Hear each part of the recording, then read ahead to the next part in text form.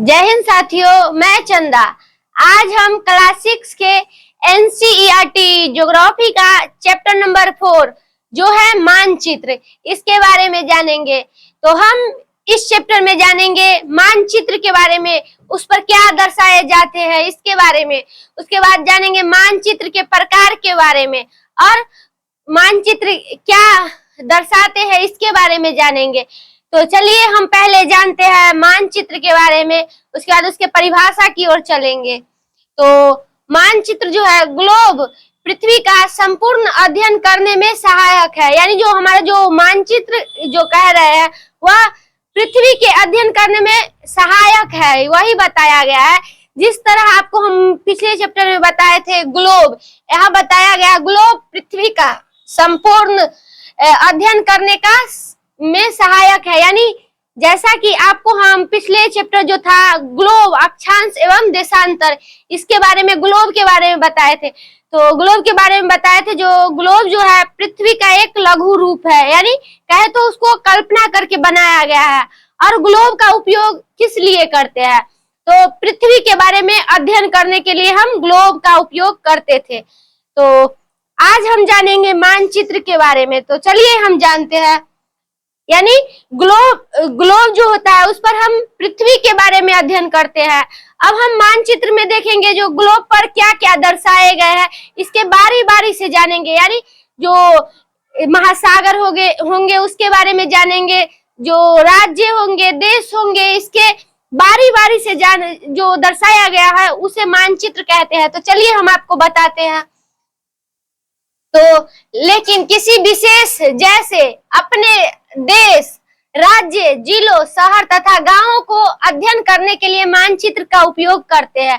यानी जैसा कि आपको हम बताए हैं, जो हमारा जो ग्लोब है उस पर हम पृथ्वी के बारे में अध्ययन करते हैं, लेकिन जो हमारा मानचित्र है उस पर हम अपने देश का, यानी जो हमारा देश है उसके बारे में जानेंगे। उसके बाद राज्य के बारे में जानेंगे, जिले के बारे में जानेंगे, शहर के बारे में जानेंगे और गांव के बारे में जानेंगे।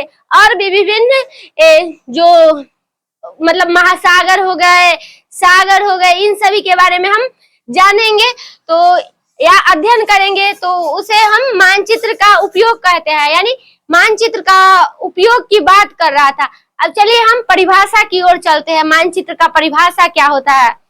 तो पृथ्वी का सतह या इसके भाग का पैमाने के माध्यम से चपटी सतह पर खींचा गया चित्र मानचित्र कहलाता है।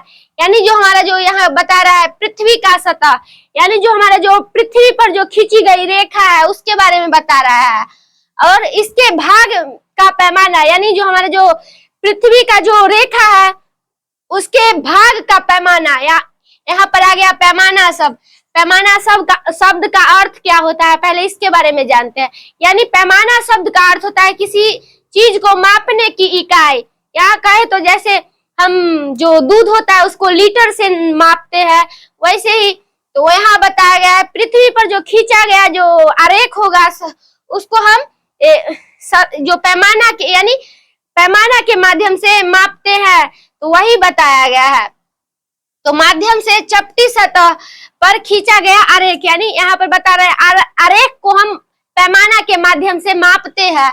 और इसका हम सिंपल परिभाषा बताए तो यह क्या कर रहा है, चपटी सतह, यानी जो प्लेन सतह की बात कर रहा है। यानी मानचित्र में हम देखते हैं जो प्लेन सतह होता है, यानी कहे तो एग्जाम्पल के तौर पर जो कागज का पन्ना होता है उस पर हम मानचित्र बनाएंगे, तो विभिन्न सागरों को, देशों को, राज्यों को, शहरों को, गांवों को, वो सब को जो दर्शाता है उसे हम मानचित्र कहते हैं। तो वही बताया गया है। तो चलिए आगे हम जानते हैं।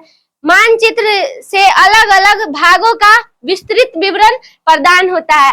जैसा कि अभी हम आपको इस वाले पॉइंट में बताए हैं, बारी बारी से अध्ययन करते हैं। यानी अगर हम मानचित्र में देखेंगे तो किसी देश का अगर हमको अध्ययन करना है तो उसके बारे में मानचित्र पे विस्तृत विवरण दिए हुए रहता है, उसके बारे में हम वहां से जानकारी प्राप्त करते हैं। किसी हमें महासागरों की जानकारी प्राप्त करना है तो हम उसके मानचित्र से हम उसके विस्तृत जानकारी को प्राप्त करते हैं।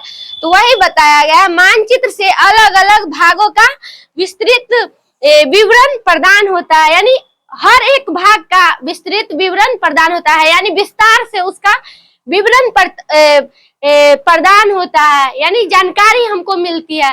तो इसलिए हम मानचित्र का उपयोग करते हैं।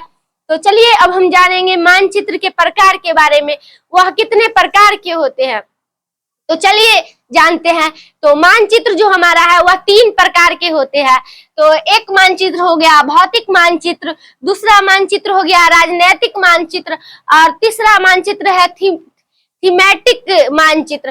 तो हम इसको बारी बारी से जानेंगे, किस मानचित्र में क्या दर्शाए जाते हैं, इसका उपयोग कहाँ पर किया जाता है, इसके बारे में।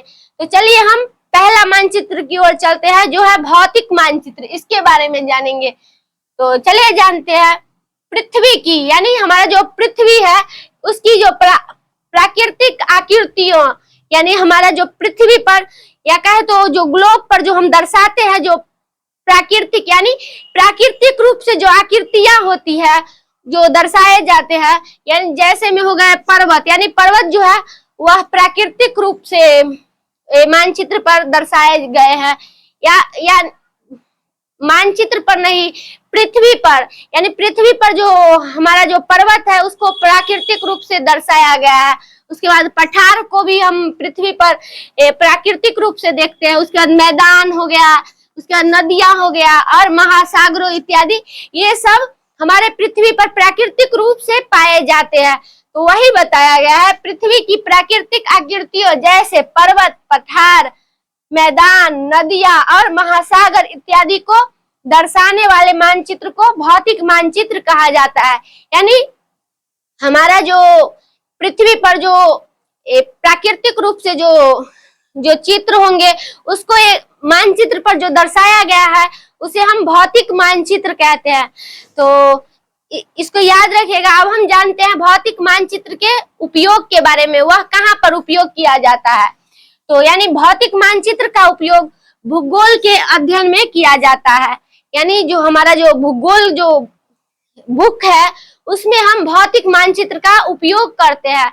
तो इसको याद रखिएगा। तो चलिए अब हम दूसरे मानचित्र की ओर चलते हैं। तो दूसरा मानचित्र है राजनीतिक मानचित्र। तो इसके बारे में हम जानेंगे। तो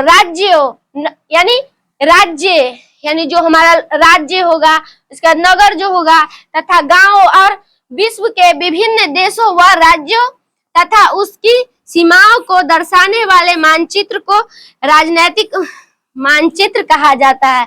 यानी राजनीतिक जो मानचित्र होता है उस पर राज्यों को दर्शाया जाता है, नगरों को दर्शाया जाता है, गांवों को दर्शाया जाता है, और विश्व के विभिन्न देश, यानी जो हमारा विश्व में जितने देश होंगे उनको दर्शाए गए हैं, तथा उसकी सीमा यानी और जो राज्य की सीमा होगी उसको दर्शाए गए हैं।